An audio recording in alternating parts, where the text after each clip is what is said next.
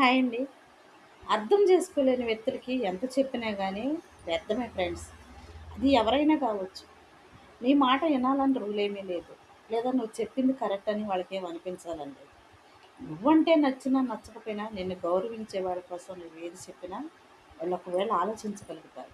నువ్వంటే ఇష్టం లేని వాళ్ళ కోసం వాళ్ళకి మంచి చెప్పినా గానీ చెడులాగా వినపడుద్ది. దుష్టుడిని ఎప్పుడూ దూరంగా ఉంచమంటారు.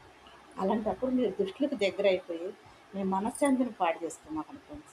అలాంటి వాళ్ళు కొన్నిసార్లు మన జీవితాల్లోనే ఉంటారు. మన కుటుంబాల్లోనే ఉంటారు. మన రక్త సంబంధికులుగా ఉంటారు.